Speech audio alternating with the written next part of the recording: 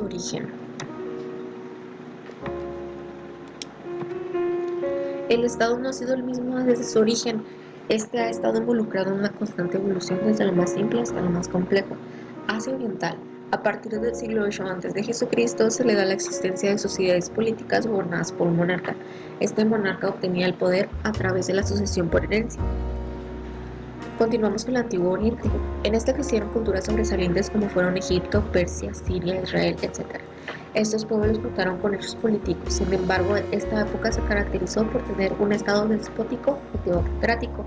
El despótico, la autoridad era tan regia que la capacidad de las personas en el derecho privado era restringido, y la teocrática era la relación entre el soberano de la comunidad política y la divinidad.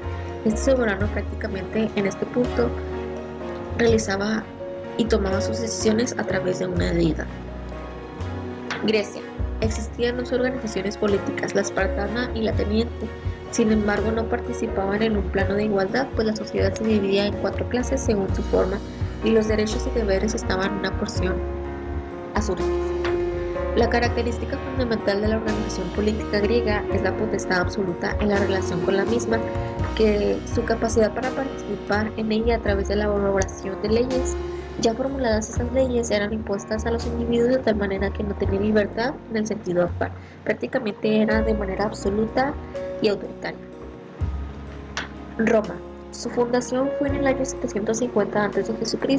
Inició con el gobierno monárquico electivo y se divide en 2 clases, patricios y plebeyos. Los patricios eran la clase aristocrática, la cual tenía derechos políticos, y los plebeyos eran aquellos sirvientes o de clase baja. En el año 506 a.C. aparece la república como forma de gobierno, pero a finales del siglo II a.C.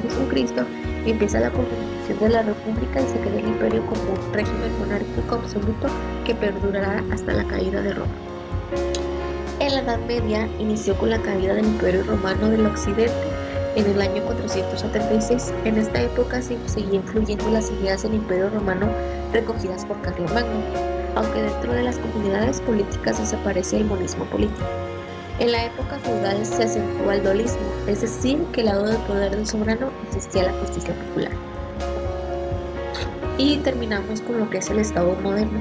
A finales de la Edad Media se iniciaron esfuerzos por unir el Estado territorial y administrativamente, puesto que se encontraban divididas a causa del feudalismo.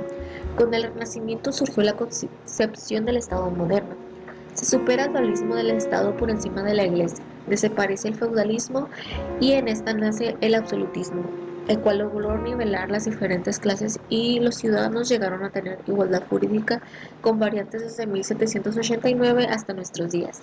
La estructuración constitucional del Estado moderno es una de la comunidad nacional, organiza y regula las relaciones entre el Estado y los individuos, reconociendo la libertad individual y sometido al poder del Estado de manera limitada, siempre con el fin de obtener el bien común de acuerdo a las reglas correspondientes. Concepto del Estado. Etimológicamente nace de la voz latina status, la cual toma un sentido político de la unidad política moderna con Nicolás Maquiavelo. Este mencionaba lo siguiente: los estados y las soberanías que han tenido y tienen autoridad sobre los hombres fueron y son las repúblicas o principados. Se puede definir Estado como el poder de un órgano superior, soberano e independiente, por encima del cual no existe autoridad superior, o como estructura social, o sea, el pueblo. El Estado es un ente sustancial que no existe por sí mismo, ni que son entre sus relaciones, sino que es un ente de relaciones entre los sujetos que buscan un bien común. Es un hecho de naturaleza política en la que los hombres se agrupan con sus semejantes establecidos entre sí una serie de relaciones, una intercomunicación de ideas y de servicios fundamentales por la revisión de tareas como el hechos sociales de la aparición del hombre y seguirán existiendo mientras subsista la humanidad. Los elementos principales del Estado es el orden jurídico, o sea, la voluntad del Estado, el territorio espacial, prácticamente es el territorio en el cual se engloba el Estado, pueblo, esfera personal de validez, el orden jurídico positivo, la soberanía también, cualidad del orden jurídico del supremo total, poder del Estado, vigencia y validez del jurídico, y la centralización o descentralización de la articulación. Esto quiere decir si estaba centrado en una persona o no. Gracias.